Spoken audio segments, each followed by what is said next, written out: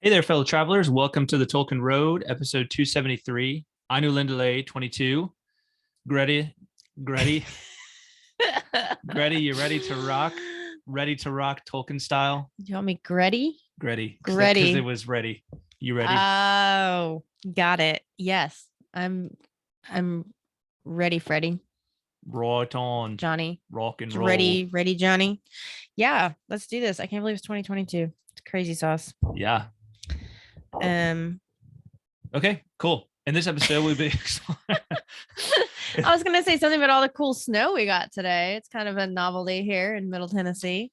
Did get some cool snow. Melkor's up to his old snowy ways. Oh, I like how you linked that in. Yes. That was good. That was very good. Yeah.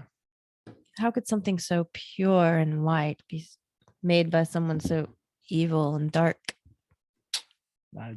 We're going to find out. All right, we're going to find out. Stay tuned, people. I'll tell you how Ainulindalë tells us. In this nice. episode, we will be exploring Middle-earth's creation myth, otherwise known as the music of the Ainur.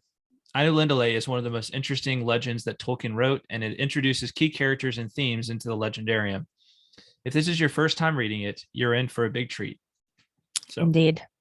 Just the word is fun to say. Ainulindalë. Ainulindalë. Yep. Right on. Mm-hmm. Before we get started, we'd like to give a double up air five to our patrons. Oh, all right. Let's do it. Make sure we're seeing this. All right.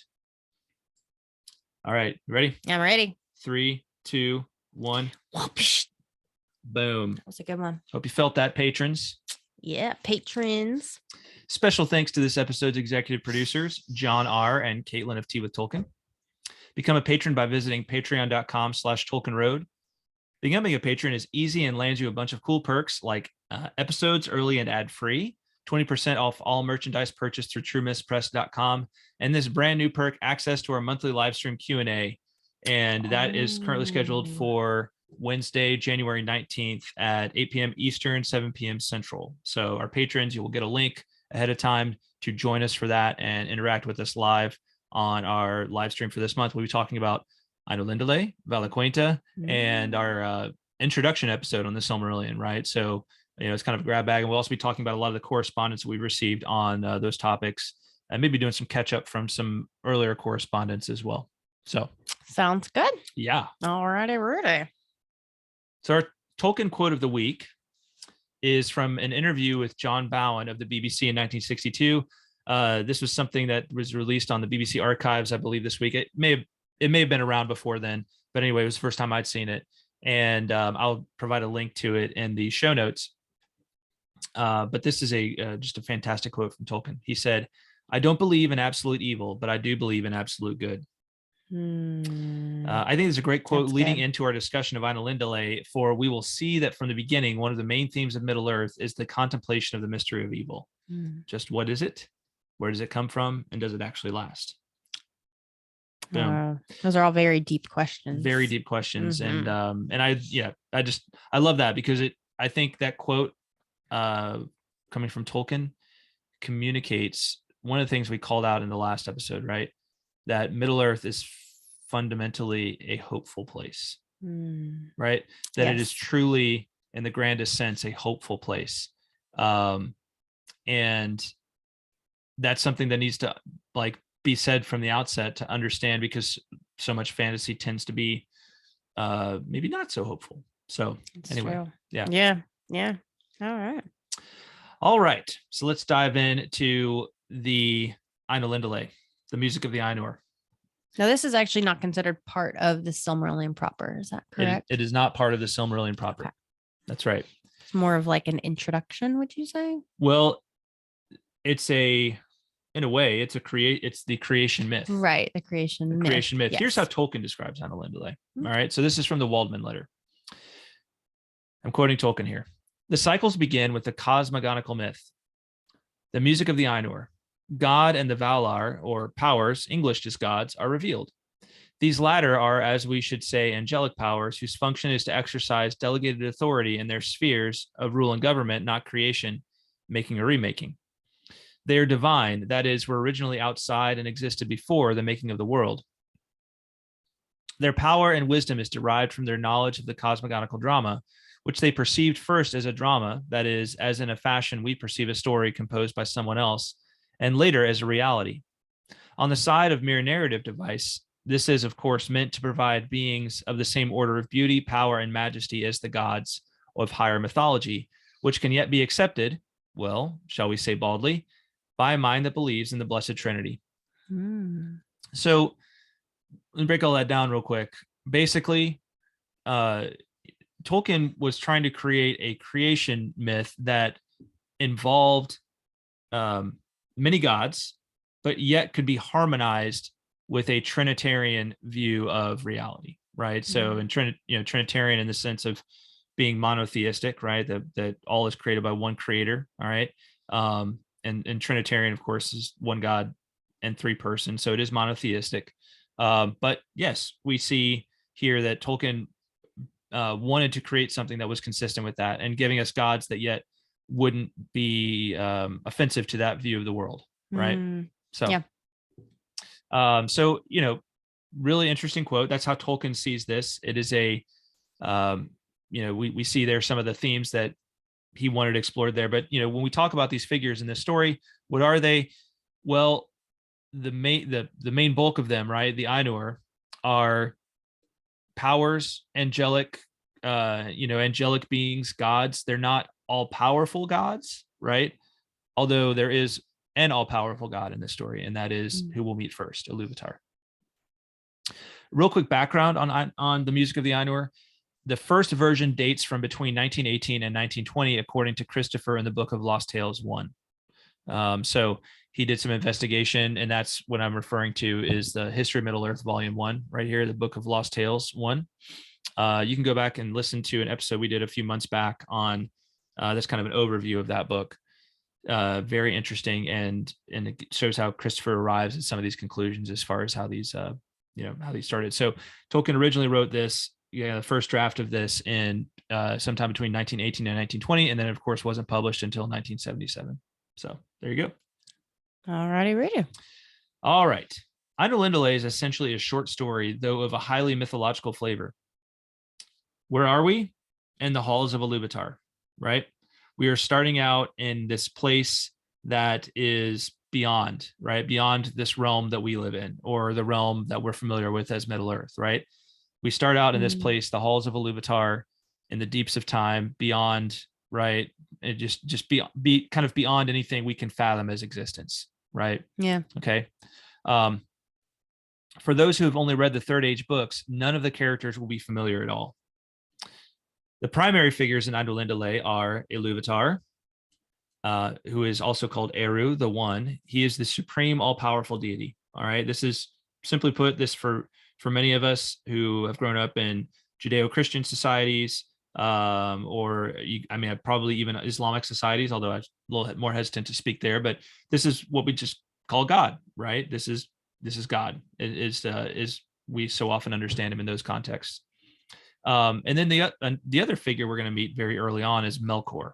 Melkor is one of the Ainur and the chief antagonist of the Silmarillion. So Melkor makes his first appearance in Ainulindalë, and he carries all the way through, right? He's causing trouble all the way through the Silmarillion.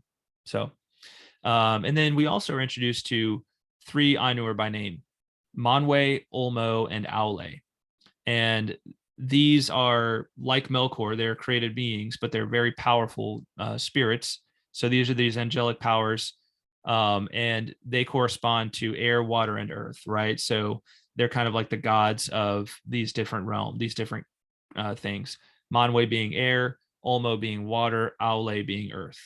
And that's also a nod to the Trinity, wouldn't you say? I mean, I can see that. Yeah, I mean, it's it comes in threes. And threes. So yeah. All right. So, I mean, is there anything else you meant by that, or just? No, I just meant that 3 is the magic number. 3 is the magic number. It's the magic number. Right on. Yeah. All right. So, what are the Ainur? We also see them called the Holy Ones, the first spirits created by Ilúvatar. So I'm going to read the first paragraph here from Ainulindalë. There was Eru, the One, who in Arda is called Ilúvatar. And he made first the Ainur, the Holy Ones, that were the offspring of his thought.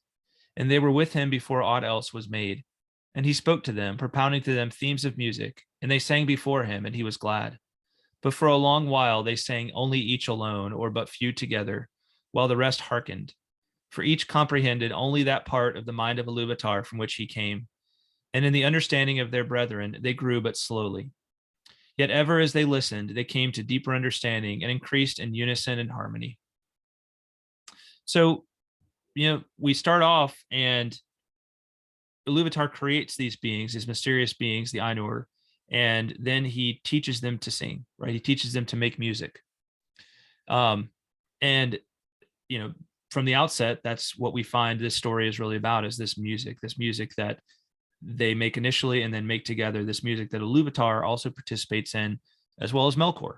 Mm-hmm. All right. So the number of the Ainur, by the way, we don't know the number of the Ainur, right? It's vast, probably. We're going to meet several Ainur beyond even just these three that we meet here, but their number, we understand to be like very large. Okay. All right. So framework of the story. Ainulindalë follows a framework that I have laid out as follows. Okay. And let me say this. I'm going to go ahead and give you the shameless plug here for my book. I wrote this book a few years ago. Sorry, that was this hitting the microphone. So Tolkien's Overture. All right, Tolkien's Overture. That's my book concerning the music of the Ainur. It's basically a long, deep dive and contemplation of Ainulindalë, of the music of the Ainur.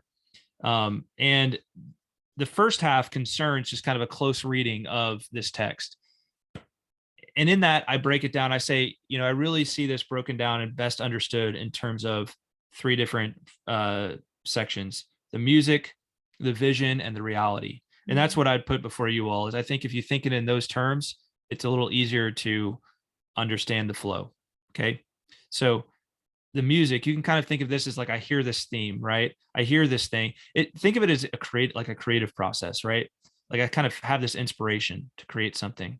And then I go and, maybe I start to envision it more deeply, right? I start to, it goes from being just kind of like this theme that's inspirational to me to being this vision that I see, right? That I can see in my mind's eye.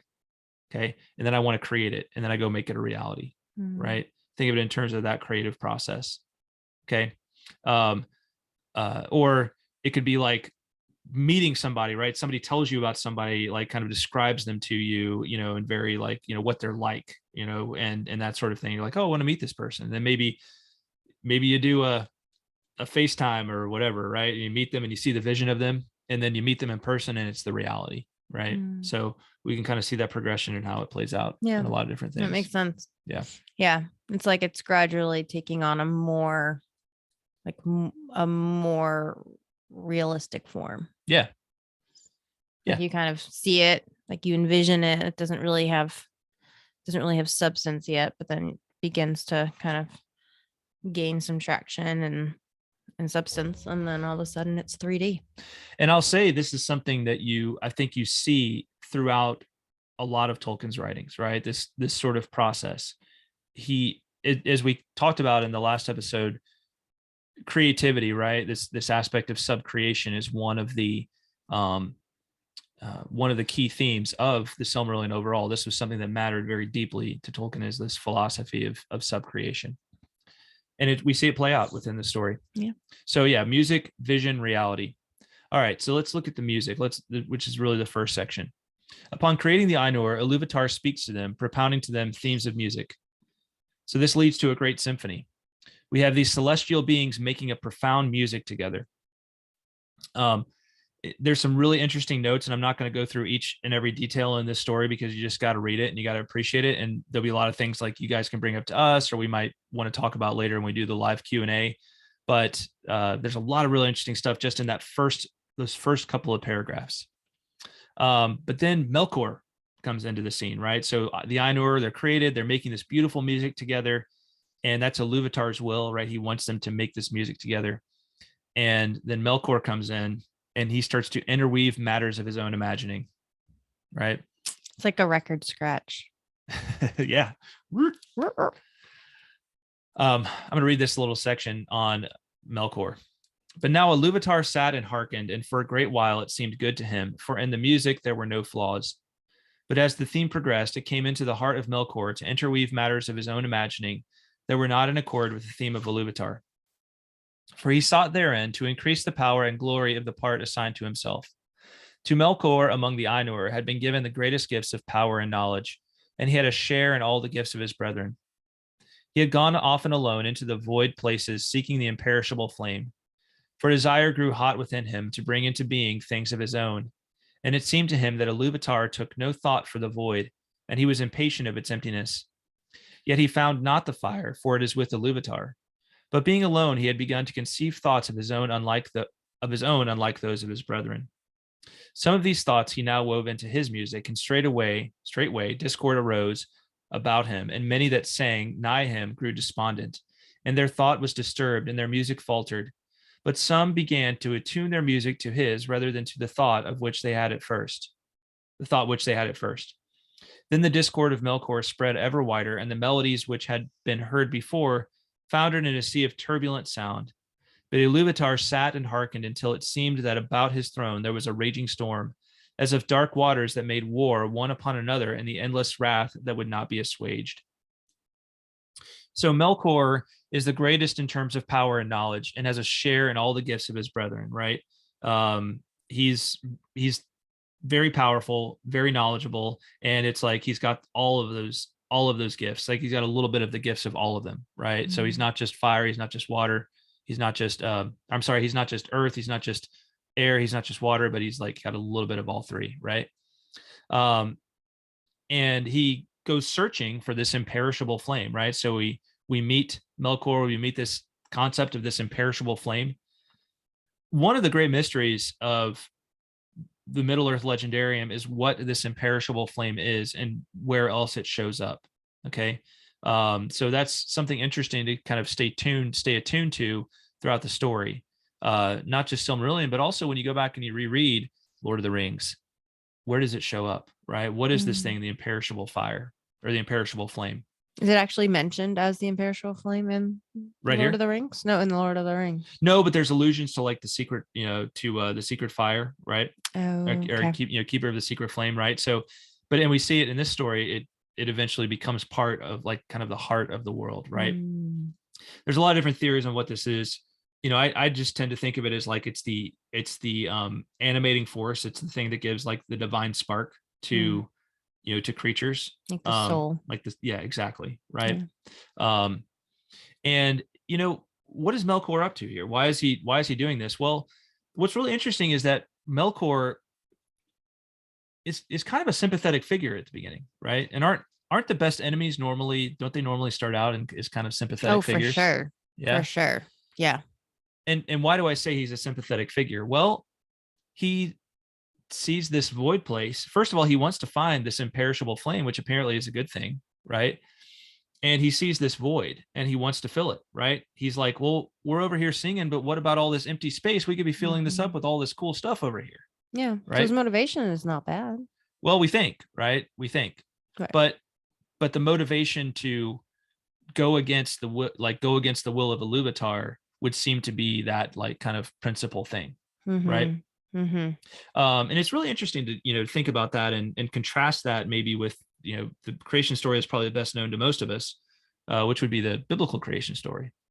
I always, one thing that struck me a few years ago is how interesting it is that it goes from eating this fruit off of this tree, and it's like, well, what's wrong with that? What's wrong with that? Like, it's it's this mystery that theologians and philosophers and everybody talks about, like, what's up with this? Like, what is it about this that's so bad? Like, God just tells them not to, and then they do it, and then the next thing one of their sons is murdering the other one, right? It's kind of crazy. It's like, well, that escalated quickly, right? Didn't see that coming. Yeah. So, and that can maybe see how it kind of is with Melkor here, right? He's going about and he's doing these things that seem kind of innocent, kind of harmless, right? And then next thing you know, he wants to like dominate everything, right? And because he doesn't seem like his intentions seem good, right? So yeah, he's an interesting figure. Just to contemplate what's going on here, right? I mean, this is one of those where I'd love to hear what you all think, right? what is it with Melkor? Why does he all this? Why does he go from just being this guy who wants to go about and fill up the empty spaces, find this flame, imperishable flame, and then next thing you know, he's like coming through, like banging the gong, like banging the cymbals, while his brethren are all like trying to make beautiful music, right? The next thing I'd say about this is that Ilúvatar, it's really interesting, the picture of Ilúvatar like sitting on his throne, and Melkor is increasingly making a mess of things, and Ilúvatar doesn't do anything, right? He kind of lets Melkor do his thing for a little while, right? And then what happens? Ilúvatar arose and he starts intervening, right? So Melkor is kind of doing his own thing for a little while, and then next thing is that Ilúvatar arose. Then Ilúvatar arose, and the Ainur perceived that he smiled, and he lifted up his left hand, and a new theme began amid the storm, like and yet unlike to the former theme, and it gathered power and had new beauty. All right. So we're going to see these successive themes here. All right. We have three themes really that are mentioned in the text. The first is made by the Ainur.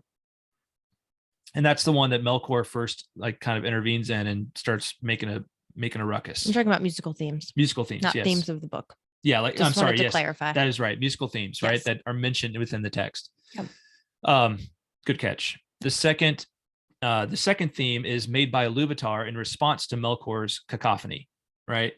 And then after this, Melkor gains the mastery, it says, and then Ilúvatar introduces a third theme. Okay. So we have these three themes. The first one is the Ainur. The second one, it says, hold on, let's see. The second one, a new theme began amid the storm, like and yet unlike to the former theme, and it gathered power and had new beauty. All right. But the discord of Melkor rose in uproar and contended with it. And again, there was a war of sound more violent than before. All right. And meanwhile, many of the Ainur are kind of being drawn over to Melkor's side, right? They're kind of joining in with his music because they're maybe intimidated by him. They're, Ilúvatar doesn't seem to be doing anything. Maybe they find it interesting, right? So they want to take part in it. So we see not only is Melkor up to this, but he's actually drawing some of the Ainur to his side. Okay. Yeah. And then Ilúvatar introduces this third theme. And it's really interesting what it says. A third theme grew amid the confusion, and it was unlike the others, for it seemed at first soft and sweet, a mere rippling of gentle sounds and delicate melodies. But it could not be quenched, and it took to itself power and profundity.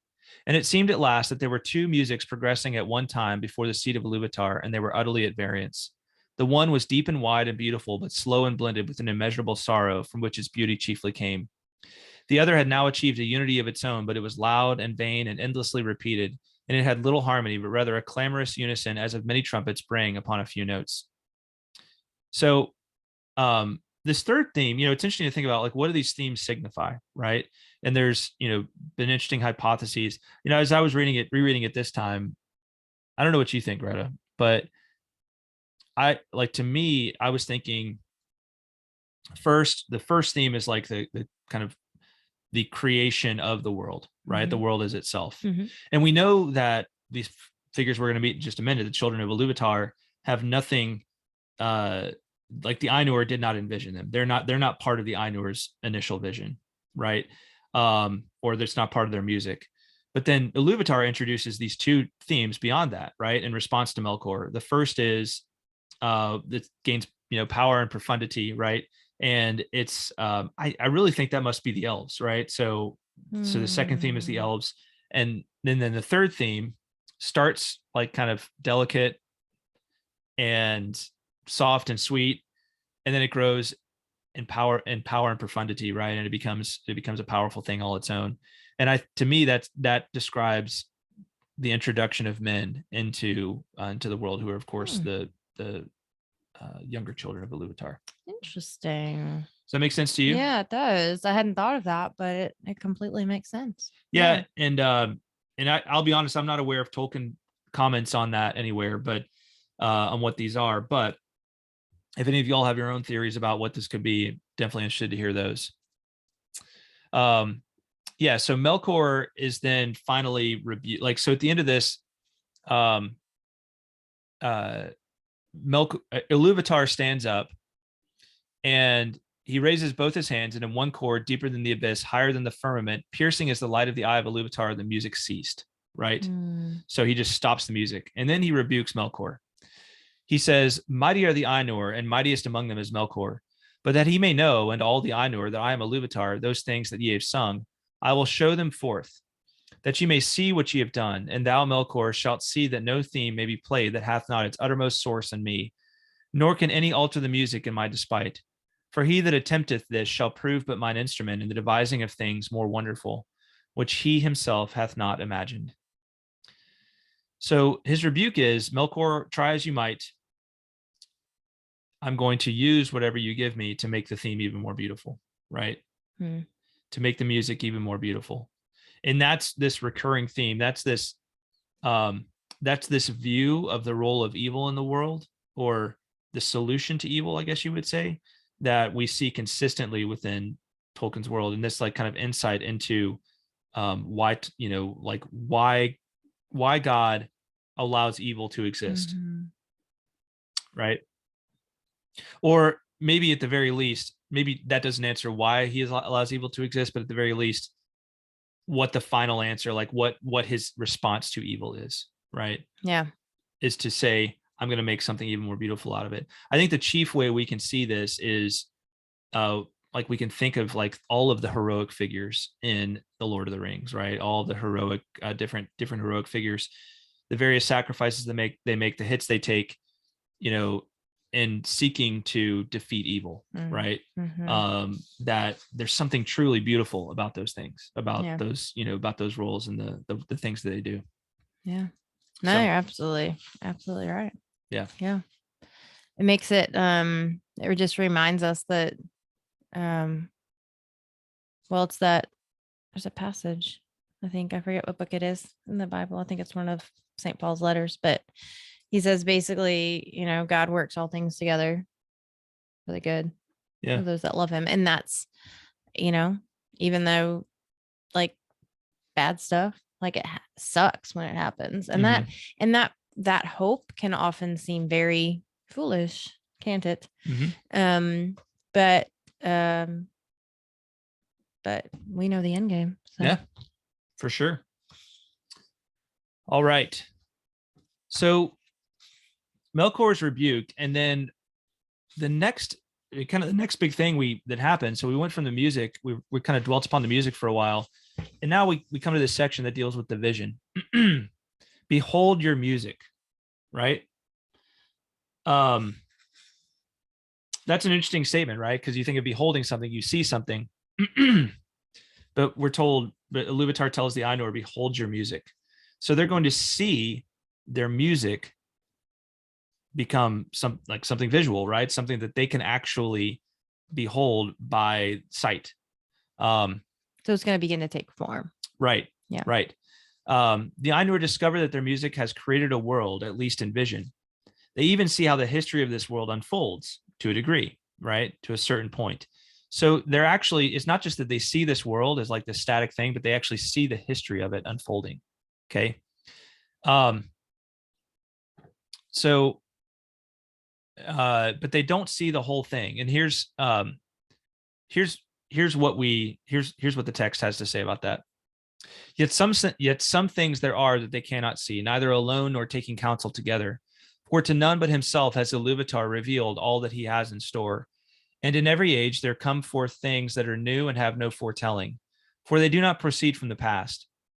And so it was that as this vision of the world was played before them, the Ainur saw that it contained things which they had not thought. And they saw with amazement the coming of the children of Ilúvatar, and the habitation that was prepared for them. And they perceived that they themselves in the labor of their music had been busy with the preparation of this dwelling, and yet knew not that it had any purpose beyond its own beauty. For the children of Ilúvatar were conceived by him alone, and they came with the third theme, and were not in the theme which Ilúvatar propounded at the beginning. And none of the Ainur had part in their making.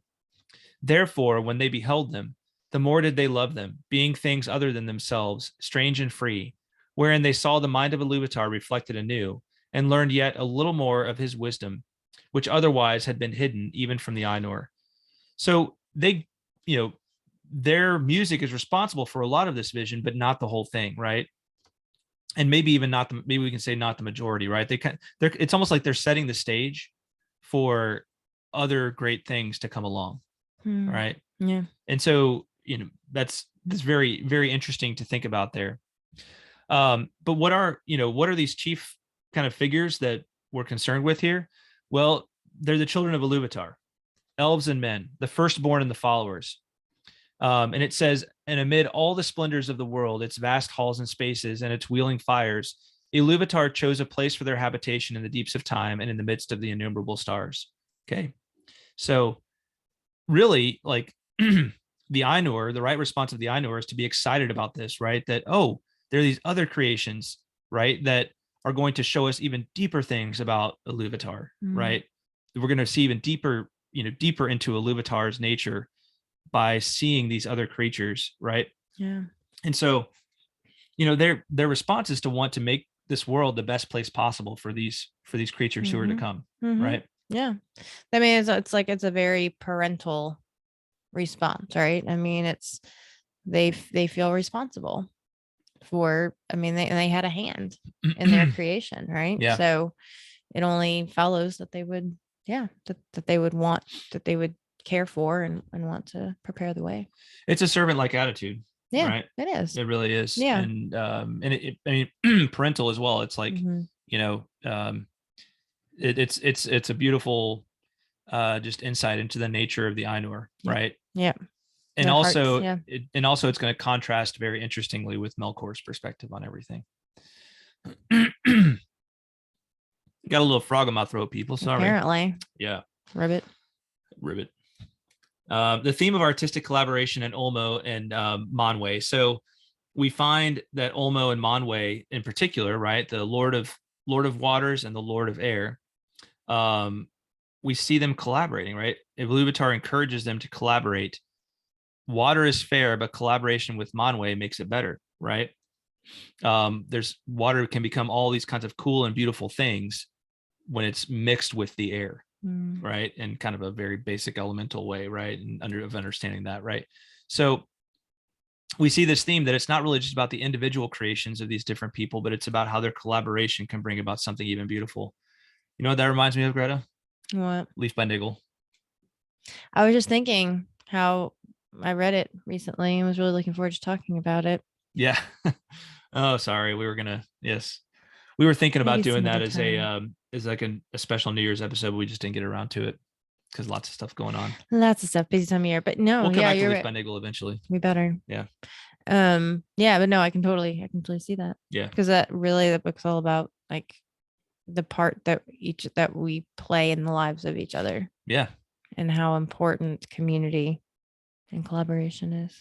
Well, no man is an island. No man is an island. And I know we can both feel that when it comes to our kids and we see we're like, it's cool when we see them accomplish something individually, but it's even cooler when they do cool stuff together. Yeah. Right. Yeah. When you see that, like that brotherliness, right. That sense of fraternity leading, both of our boys are musicians or are budding musicians. And so, I'm always trying to get them to like play together. Right. Yeah. But, and I know the joy too of just playing with other people, playing music with other people. Right. It's fun to play music by yourself, but when you're in a band that's starting to come together, right. There's just few things that are better than that. Yeah. Yeah. It's that whole idea of sharing something that you love completes your joy in it too. Yeah. Right? Oh yeah, for sure. And if we go back to very early in Ainulindalë, there's that theme, right? So initially Ilúvatar is teaching them to play kind of like by themselves or at least in very small groups, but his ultimate will is this incredible universal harmony, right? That they're going to make this incredible music together. Yeah. Right. So a big theme that runs throughout Ainulindalë is the beauty of harmony, the beauty of people working together to make something even more beautiful than what they can do individually. And going back to this subcreation is a dominant theme throughout all the works of Middle Earth. And, this theme of why do we have this impulse to create? It goes way beyond any kind of utilitarian purpose, right? It's not just beavers making dams, right? Although it does serve a very important purpose. Well, I mean, it can have great purpose, but we're not just building like huts for ourselves, right? Like, we want to build these beautiful masterworks of architecture, right? For these great purposes. So right. As a reflection of where we come from. Beauty is not a utilitarian thing, right? So this vision leads into the next section, right? So there's actually a good bit more on the vision, but we're gonna move ahead into the reality. All right. So suddenly Ilúvatar turns off the movie, right? So we kind of think of this vision, this movie playing out of all the history, and then there's only darkness, right? Which the Ainur had never seen before. Though the music is overall, the Valar have not seen as with sight the later ages or the ending of the world. And then Ilúvatar says, Ea, let these things be. All right, and this is what it says then. Then there was unrest among the Ainur. Actually, this contains that statement. Then there was unrest among the Ainur, but Ilúvatar called to them and said, I know the desire of your minds that what ye have seen should verily be, not only in your thought, but even as ye yourselves are, and yet other. Therefore I say, Ea, let these things be. And I will send forth into the void the flame imperishable, and it shall be at the heart of the world, and the world shall be. And those of you that will go down, and those of you that will may go down into it. And suddenly the Ainur saw afar off a light, as it were a cloud with a living heart of flame. And they knew that this was no vision only, but that Ilúvatar had made a new thing, Ea, the world that is. Thus it came to pass that of the Ainur some abode still with Ilúvatar beyond the confines of the world. But others, and among them many of the greatest and most fair, took the leave of Ilúvatar and descended into it. But this condition Ilúvatar made, or it is the necessity of their love, that their power should thenceforward be contained and bounded in the world, to be within it forever until it is complete, so that they are its life and it is theirs. And therefore they are named the Valar, the powers of the world. So once they make this decision to enter into the world, it's kind of irreversible, right? They're there. It's a final decision. And it was, let me just clarify, it was their decision? Did Yes. Ilúvatar give them a choice? Yes. Okay. Yeah. So some of them chose to go into the world and some of them chose to remain with Ilúvatar, which, again, is interesting. We're going to see this theme of choice, like choosing kind of a final answer, come up again in a big way. We are. Well, we've already seen it come up, right? With the elves. Well, that's what I'm saying, right? I thought we talked about this recently. Did we not? Well, I'm saying, but we're going through the Silmarillion again, right? I mean, we're right. I know. Through the Silmarillion again. No, I know, but we were doing something, and we were talking about the different choices that the elves made. It was when we were looking at that chart. I see what you're saying. Yes, you're right. Yeah, you're right. So it is. It's in the. If you look at that chart, that kind of divisions there are based on the choice made by the elves, and so that's what I was alluding to, Greta. Oh, spoiler alert! Sorry, guys. Spoiler alert! Actually, I already spoiled it last episode, so whatever. Well, there you go. I just rehashed it. Yep. Mm-hmm. Double spoiler alert. Yep. It's interesting that might be like a literary theme here that we're happening upon. Choice. Oh yeah. Choice. Yeah. That's interesting. I did not remember that little detail about the Ainur being given that choice. Yeah. I mean, it says they took the leave of Ilúvatar, right? Mm-hmm. Which to me, well, means they left. All right. So going back into my Navy days, when we would pass, so when you pass a senior officer, when you're walking in the same direction and you pass a senior officer, what they taught us was you're supposed to salute as you're going by, and you're supposed to kind of in parallel with him, you're supposed to say, by your leave, sir. Right. And he says, carry on. Right. Because he's this, so it's like, you're kind of acknowledging that, hey, if there's any, it's almost like, hey, I know you outranked me. So if there's anything you need from me right at the second, let me know. But otherwise, can I proceed? Or is it okay if I pass you? Oh. Right. So you're like asking permission, right? To just carry on. Yeah. But so it is a form of choice. So I take that to be kind of like an antiquated way of saying, like, they basically like sought Ilúvatar's permission to move on, right, into the world. Right, that he released them. Yes. Yeah. So quick question. If instead of saying carry on, could that senior officer have been like go to Starbucks and get me a coffee? I guess so. Go give me some tacos. That kind of makes me want to be a senior officer. Well, Go get me dinner. Yeah, Yar, senior officer around these parts. So go to Blockbuster and get me the latest, newest release. Yes. Yeah, that would be cool. Have like a little person you can boss around. But it's probably nice that they most of the time say carry on. Yes. Yeah, go to Blockbuster. Just one time, this officer was like, go to Blockbuster and get me the newest release. It had to be the newest, latest. Yeah, the newest, latest release. So then there was like some research involved. You be more specific, sir? No, there was some research involved. It was just a test to see how up you were on your release dates. Don't you know the newest and latest release? Newest and latest. Anyway, all right. Okay, enough of that rabbit trail. Yeesh. Yes. So basically, Ilúvatar is giving them permission to leave his presence and to enter into the world. Right. Okay. And his kind of orders to them is, you must achieve the world you saw in your vision, right? Your job is to go into it. So they're going to enter into the world, and it's not like the elves and men are going to be waiting there for them, right? They're going to go into this world, and their job is to prepare the world to be an awesome place for elves and men. So it's like, it's kind of like your, the baby's going to be born in 7 or 8 months, right? Whenever, and then you're like, well, we got to prepare his room, right? We got to prepare the room for the baby. So, you're preparing those things and making it look nice so that when the baby's born, you can bring them home and put them in the nice, comfortable baby room. Yeah. So nursery. Unless it's like your third and you kind of leave all that stuff to the last minute because you're too busy with the other two. Yeah. But that is the Are you speaking from experience there? No, none. Well, I hope he never listens to this episode. Oh, he'll understand. Yeah. No, but obviously that is the intent. And when you're the youngest, you get just perks with being the youngest too. There are perks. Right? Absolutely. Yeah. Absolutely. Like, he might not have a baby book, but he gets to do a lot more stuff. But you get away with everything. They get away with everything. Yeah. It's true. And it annoys the what out of your older siblings. All right. So the world is at the beginning. They must achieve it. And chief in the work of achieving this are Manwe, Aule, and Olmo, right? The Lord of Air, the Lord of Earth, and the Lord of Water. But Melkor is also like, hey, I want some of that as well, right? So he enters in and he wants to dominate this world, right? This world that is there. So not only are they trying, he says, this shall be my own kingdom, and I name it unto myself.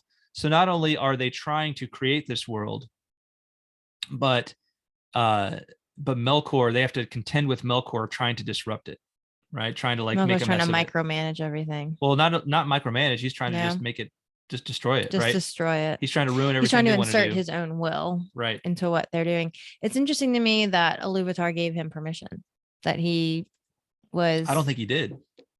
But I thought he just said that that the Ilúvatar did give the Ainur permission. I think it's clear that Melkor just does what he wants, right? I think all the other Ainur asked. But, so you don't think he asked? You think he just did it? Well, do you think the devil asked God permission to do what he does? No, that's a good point. Yeah, that's a good point. Because what's he going to say? Because God's going to say, no, you can't do that. And then the devil's going to say, but still, I mean, if Ilúvatar is the all-knowing, all-powerful being that we know that he is, he could have prevented Melkor from entering into the world. Just like he could have prevented Melkor from his music much earlier. He could have. Right. So you see that theme of why is evil allowed? Right. There's a purpose. What is that purpose? That's the great mystery. Greater purpose. Greater purpose. So. That we often can't even see. And if we do, it's through a what is it? Through a lamp darkly. I just butchered that. Through a glamp darkly? Is that like glamping? You know what I'm trying to say? Camping? we see, but we will understand by going and doing glamorous camping. So yes, you're right. No, you got it. That's close enough. Okay. You see, through a lamp dark, or through a, I can't believe I can't come up with the right noun. I can't believe you can't either. Somebody's gonna be like, "Durr, this is what it is." We're too lazy to look it up right now. Sorry, y'all. Sorry. So y'all look it up for us. Comments below. But thankfully, Ilúvatar probably knows what he's doing. Yeah. So it's gonna be all good. Well, eventually. Is it? Like, and that's the big question, right? Because here we are, right? You'll see how this stuff hits home, right? In the world we live in, right? This is the big question, right? Why is there evil, right? Why is there evil? Why do these bad things happen? is, and how many people, how many people listening to this, if you're not, if you don't believe in God, or, or let's just say you don't believe in God, like your reasoning is, well, why if there is, I just can't believe in God when there's bad stuff that happens. Right. Mm-hmm. And we're not trying, like, we're not here. This is not time to get into a, like a judgment, like, on that. Right. But just to say, like, that's the reason a lot of people don't. Right. That's the reason a lot of people don't believe in God. Right. Yeah. And it can be hard to reconcile. Well, it really can be. I would go so far as to say that I don't know that anybody has ever successfully reconciled that in a final way. Mm-hmm. Right. Mm-hmm. And this is coming from somebody who is a Christian, who very much believes in God and very much believes in the happy ending. Right. And I think the best we can do sometimes is to say, in very simple terms, say, stop pressing that button. Sorry. Not stop pressing that button. That's not what we say. Say, stop pressing that button. Oh. This is a question that philosophers and theologians and everybody have been pondering since the beginning of human existence. Mm-hmm. Right. Mm-hmm. And I think in the end, the answer that is most satisfying to me is, we don't know how it will all work out in a final sense, but we know it will. Mm-hmm. Right. Mm-hmm. And once we see how it works out, we'll understand. Right. We'll understand why it had to be so. Right. Mm-hmm. And the end result will be so good that we'll be like, okay, that works. That works. Right. And it's hard to say that, especially it's hard to say that when somebody is in the midst of deep suffering, in the midst of deep loss. Mm-hmm. Right. Mm-hmm. In the midst of experiencing great evil in their lives. Right. Yeah. Try saying that to somebody in a war zone. Right. It's not easy. And really that answer is not satisfying when you are the person in the war zone. And if you really think about it in your own life, it's not satisfying here, because the only thing that will truly be satisfying is to be in it, is to experience that, is to actually be there in that final state. Mm-hmm. Right. Yeah. So, and also without darkness, there's no light. Right. I mean, so you can make the argument, without evil, is there even any such thing as good? Yes, but I don't think Tolkien would not agree with that. Right. With what? I don't think it's true that without light there is no darkness. I think I think it's hard for us to understand light without darkness. Mm-hmm. Right. Mm-hmm. But I don't think it's true that that in a philosophical sense that light necessitates darkness. Shades of darkness can serve to make something very beautiful, like to create new aspects of light. True. Right. Mm-hmm. And help us to see light in a different way. But I don't actually know that darkness is a necessity on a philosophical level. Right. But I don't know that without darkness, light really serves no purpose, because the whole point of light is to dispel darkness. So in the book of Revelation, right, at the very end, what does it say about light and darkness? Right. I have no idea. Well, but I want to be enlightened. So this is a great discussion. I didn't think we were going to go here, but this is really good. But like these are the kinds of philosophical discussions that Tolkien leads to, right? Mm-hmm. That really that makes him so wonderful. So let me get to, I think it's 22.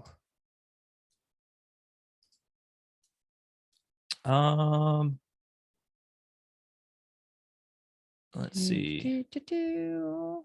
Well, you put me to this, so I know it's my fault. You kind of threw down on me, and now I gotta. You could just say, Greta, you're probably right, and move on. You could say that. And I saw no temple in the city, for its temple is the Lord, the God, the Almighty, and the Lamb. And the city has no need of sun or moon to shine upon it, for the glory of God is its light, and its lamp is the Lamb. By its light shall the nations walk, and the kings of the earth shall bring their glory into it, and its gates shall never be shut by day, and there shall be no night there. Right? No night. You're talking about heaven. Right. And I think that's and I mean, ultimately, that's what So this all we're gets talking back about to, a right? perfect. We're talking about the new heavens and the new earth here. That's what we're talking about.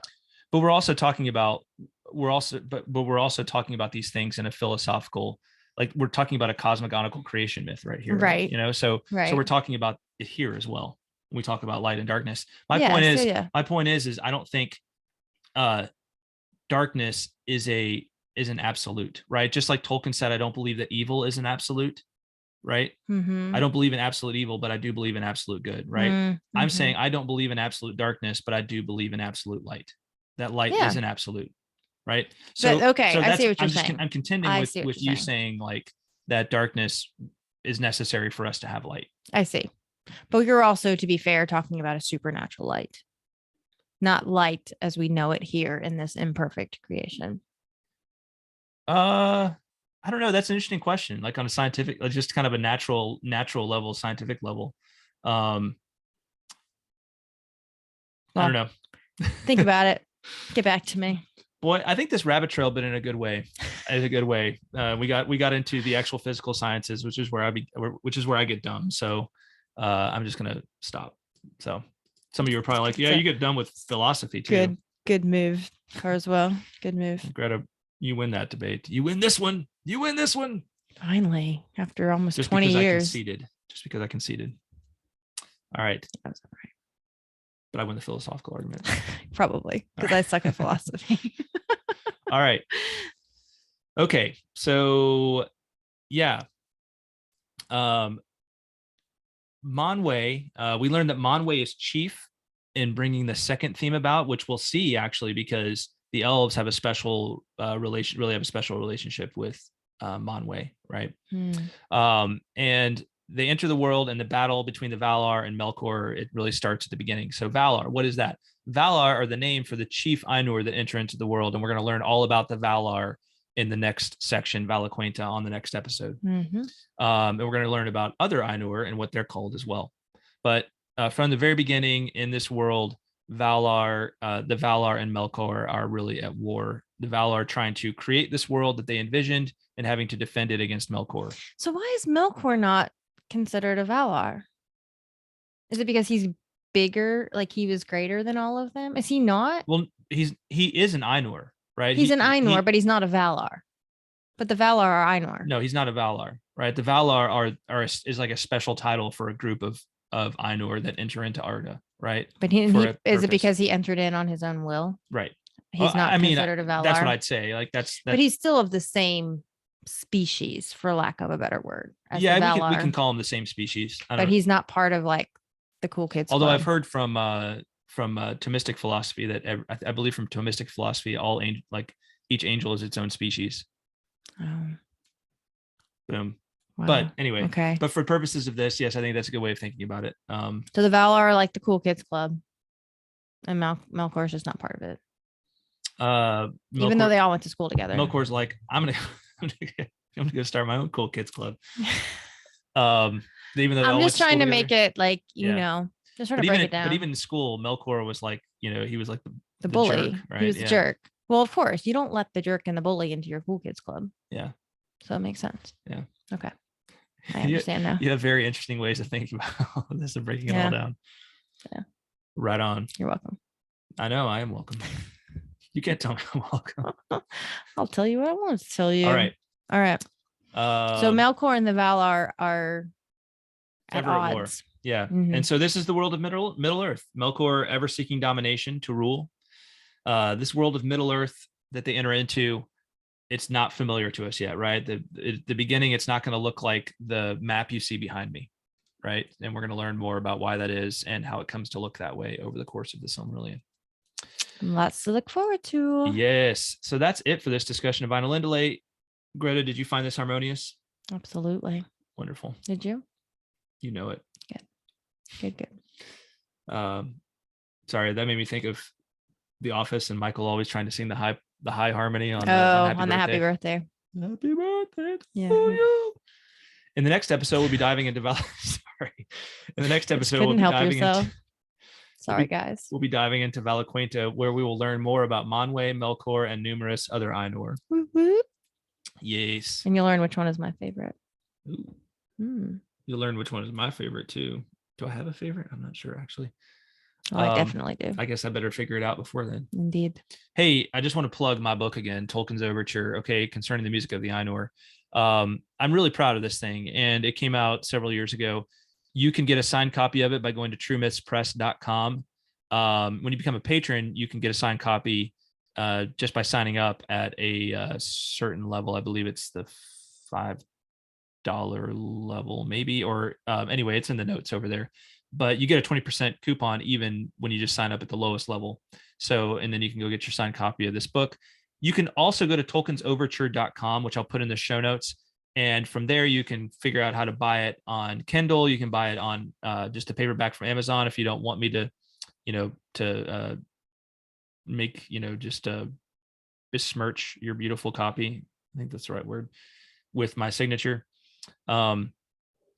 And you can also listen to the whole thing for free on YouTube, right? Or you can go buy it for Audible. You can go download it on Audible if you have an Audible subscription. But YouTube, it's right there for free, the whole thing. Just look on our channel, and I'll put that in the show notes as well. So do check it out. It's really interesting that basically it goes through, does a close read of Ainulindalë, and then in the second half, I talk about how music is so important in the rest of the legendarium, right? I go through and talk about some big key stories, like the story of Baron and Luthien and the role it plays in that. Ulmo, right? This Ainur we just learned about, the Lord of Water and Music. Tom Bombadil, right? A lot of you, he's very interesting from a musical standpoint. I talk about how music might explain why he's so powerful, and then talk about a lot of just other instances where music plays a very important role in the story, and it has this kind of like strange power to it. So anyway, sounds good. Check it out. Yeah. All right. Make sure to check out tolkienroad.com for show notes and a whole bunch of very helpful links, or just look on your podcast app and it's probably going to be in there as well. Link to buy the Silmarillion, listen to Tolkien's Overture, buy Tolkien's Overture. One other thing, we early on in this podcast, episode 6, I believe, we did a really fun interview with this guy named Evan Palmer on this graphic novella he created on Ainulindalë. So I'll link to that, and I'll link to our interview with him. But you got to go check this thing out. I love this thing. It is amazing. I was really glad to be able to interview him, and it needs more. It's been out there for a long time now, but it needs more attention. And it's just worth your time to go look at his rendering of this thing. And he's got a pretty unique style too, and I like it. So, yeah. All right, Greta, you ready for some haiku? Let's do it. All right. You want to go? We got to do paper, rock, scissors, right? All right. We're shooting on shoot. All right. Rock, paper, scissors, shoot. Rock, paper, scissors, shoot. Ah! Are you going first or second? You're first. Okay. Here's my haiku. All right. Then there was Eru, the one who is in Arda, who in Arda is called Ilúvatar. I messed that up. Can I do it again? Yeah, do it again. Sure.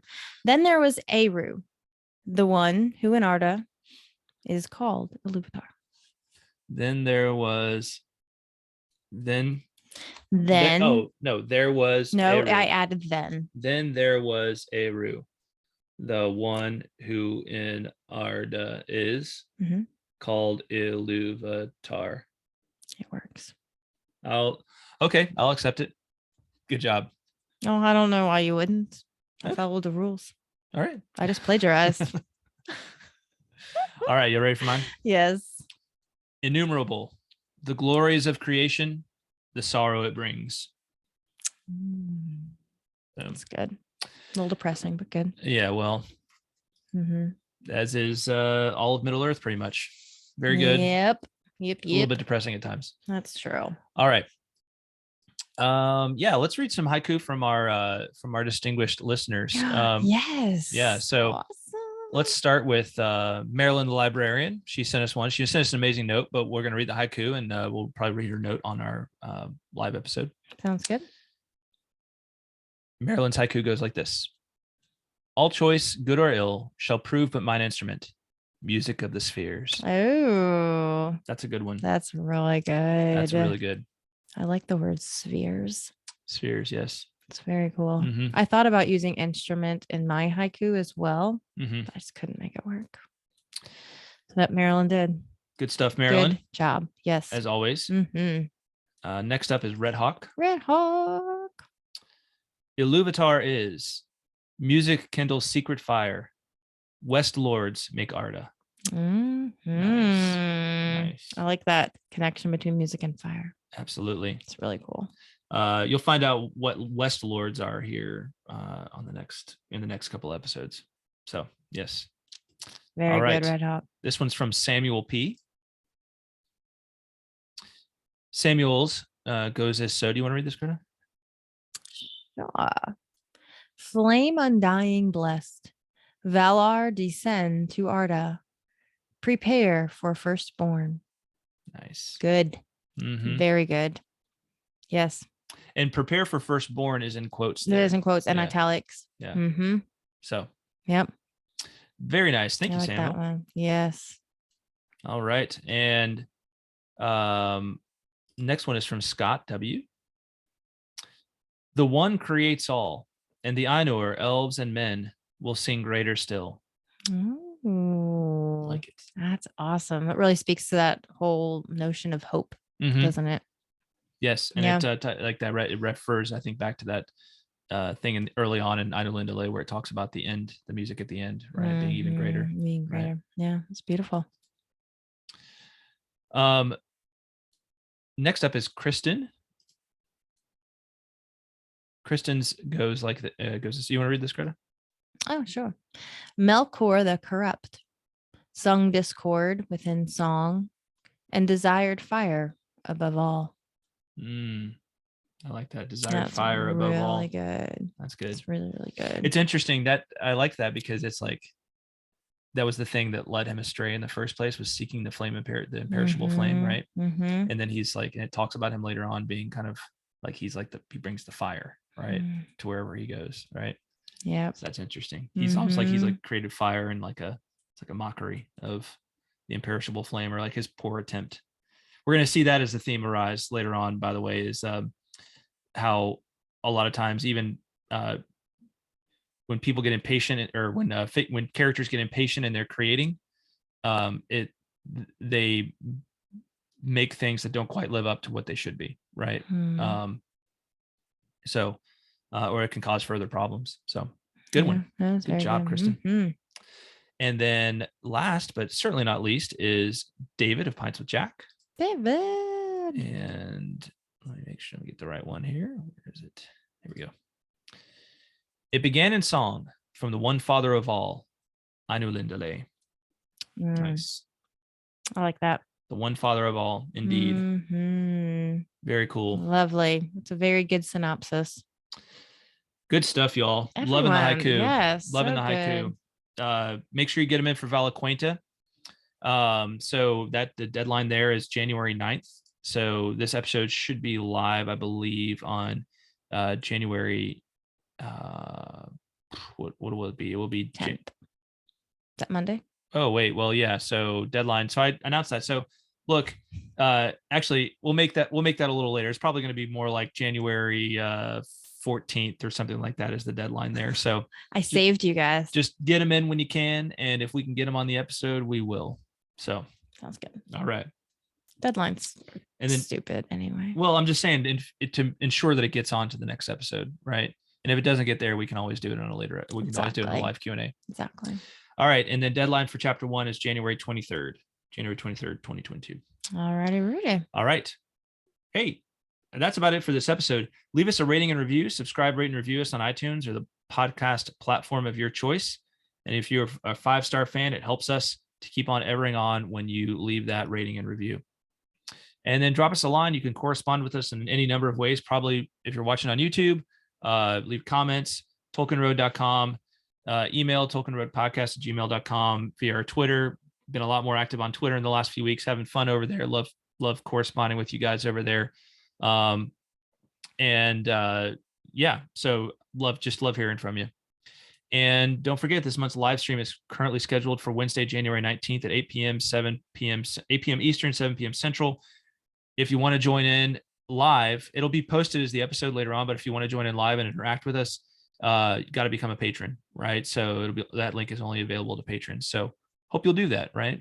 The more the It merrier. makes it more fun. More the merrier. We Yeah. had a lot of fun when we did our patron Q&A last month. So Really did. Yeah. So this month we'll be discussing the Silmarillion introduction, the Waldman letter, Ainulindalë, and Valaquinta. Join us. Wow. That'll be good. Yes. Yeah. All right. Thank you to everyone for listening, and especially thanks to our amazing patrons, John R., Kaitlyn of Tea with Tolkien, Ms. Anonymous, Andrew T, Red Hawk, Shannon S, Brian O, Emilio P, Zeke F, James A, James L, Chris L, Chuck F, Azia V, Ish of the Hammer, Teresa C, David of Pints with Jack, Jonathan D, Eric S, Eric B, Johanna T, Mike M, Robert H, Paul D, Julia, and We're T, as well as those celebrating their Patreon anniversary this month, January of 2022. Tyler W, Mike M, Elena V, Richard K, Melanie, Scott W, Jason T, David G. and John R. Thanks, guys. Thanks, y'all. Thanks for listening, and we will talk at you next time. Bye, y'all. Bye-bye.